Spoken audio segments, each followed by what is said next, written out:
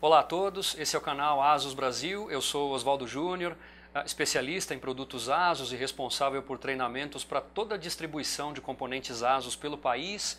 Hoje nós vamos conversar sobre placa gráfica e nós escolhemos para essa conversa a placa ASUS Strix GTX 970. Vocês verão na nossa conversa que ela foi montada numa placa-mãe ASUS Sabertooth Z97 Mark I USB 3.1, que é uma placa sobre a qual nós vamos falar num vídeo em breve.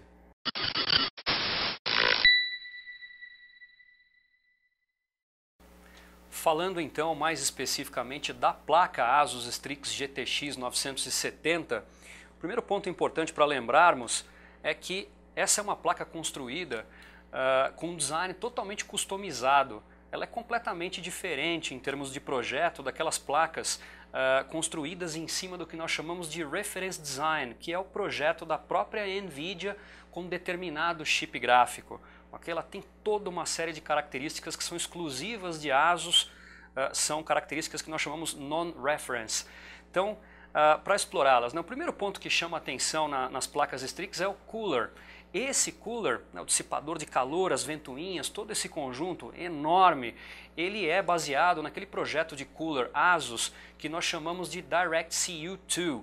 DirectCU2 porque ele é formado, na verdade o componente que se destaca nesse cooler, nesse dissipador de calor, são heat pipes de cobre que tem contato direto com o chip gráfico. No caso específico da Strix GTX 970, são 3 heat pipes de cobre, obviamente as partes mais expostas deles têm revestimento de níquel.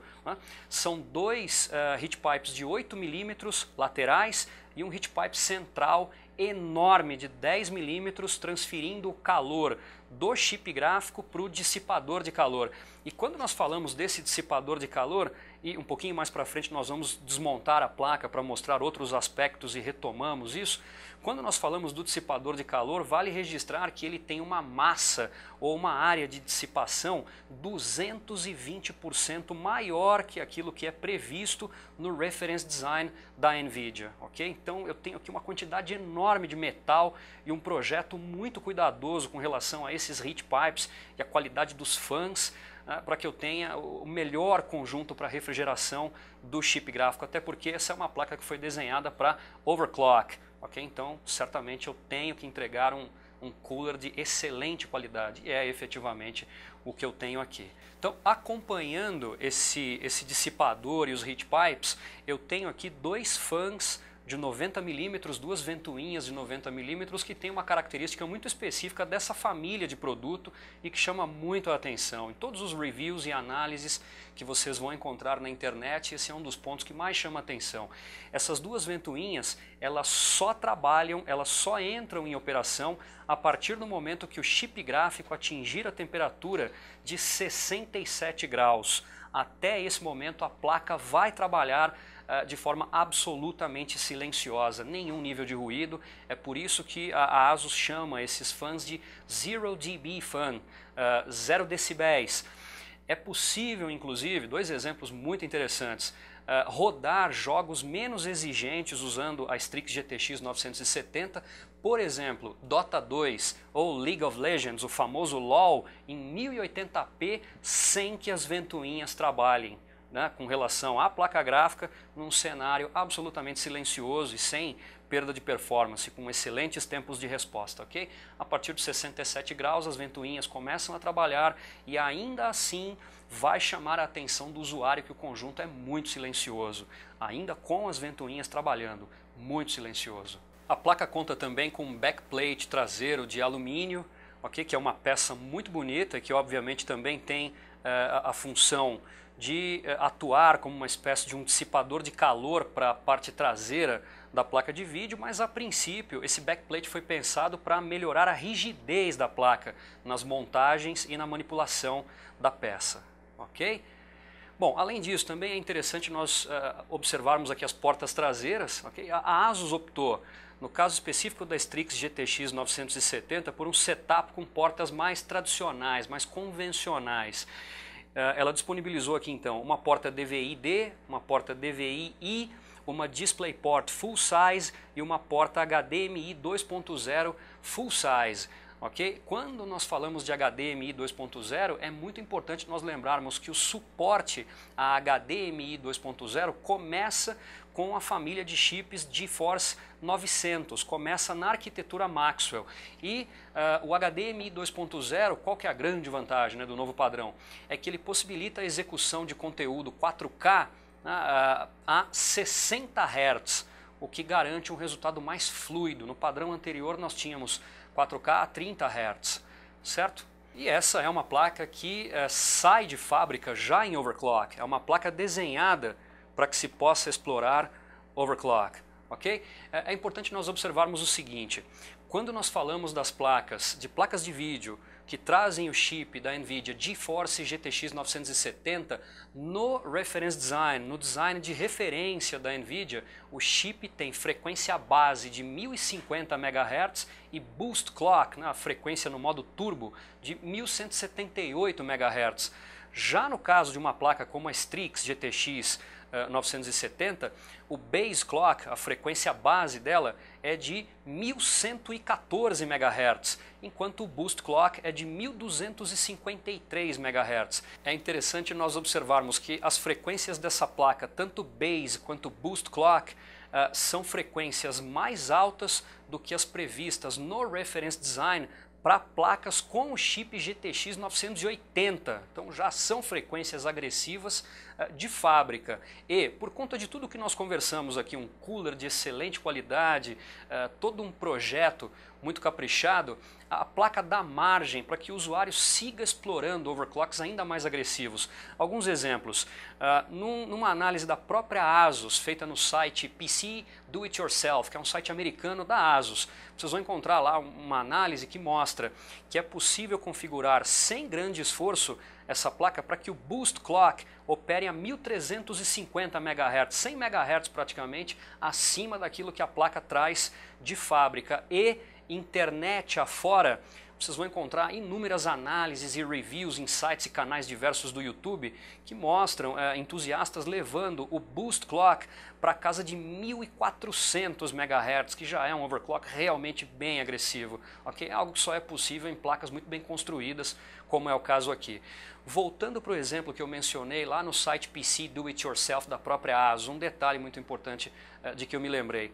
Eles mostram a placa operando com Boost Clock a 1350 MHz, jamais com temperaturas jamais excedendo 70 graus, ok? É um excelente resultado. Isso depois de 4 horas de gameplay ininterrupto, jogos diversos, e logo na sequência, mais 2 horas de execução de softwares de benchmarking. Todos esses resultados que eu mencionei são conseguidos através do GPU Tweak, que é o software da própria ASUS para overclocking e fine-tuning, para ajuste fino da placa. Ok? Bom, pessoal, nós desmontamos a placa gráfica, então, a Strix GTX 970, para que possamos mostrar aqui uma série de características muito bacanas de design, de construção da placa. Vocês reparem que o PCB dela é totalmente customizado, ele não é um PCB construído segundo o design de referência da NVIDIA, né, o Reference Design. Alguns pontos que chamam a atenção aqui.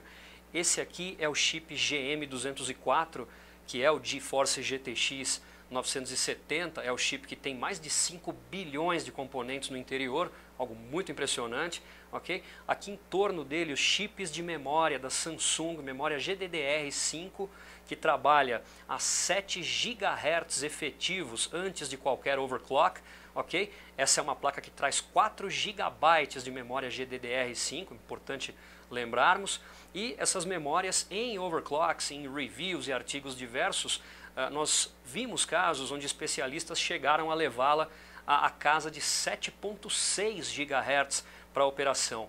E aí, um dos pontos mais importantes aqui também é o VRM, claro, né, toda a parte que lida com a alimentação elétrica da placa. Nós temos aqui o controlador DigiPlus VRM da ASUS, que controla todo esse conjunto de elementos, garantindo um sinal elétrico mais limpo, mais estável, mais preciso, viabiliza overclocks mais agressivos, ok? E muitos dos componentes eletrônicos críticos aqui do VRM são construídos a partir de ligas metálicas especiais e são componentes moldados.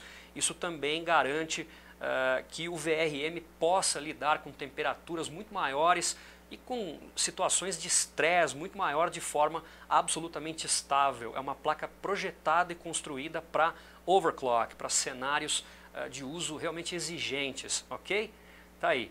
E aí também é possível nós observarmos aqui que a ASUS adotou um conector auxiliar de 8 pinos. Esse conector auxiliar de 8 pinos, junto do slot PCI Express X16 na placa-mãe, ele vai fornecer, junto com o slot PCI Express, um máximo de 225 watts de potência para garantir aí a alimentação correta para a placa, mesmo em cenários de overclock. É interessante nós lembrarmos que no projeto do Reference Design da NVIDIA, são previstos aqui 2 conectores auxiliares de 6 pinos.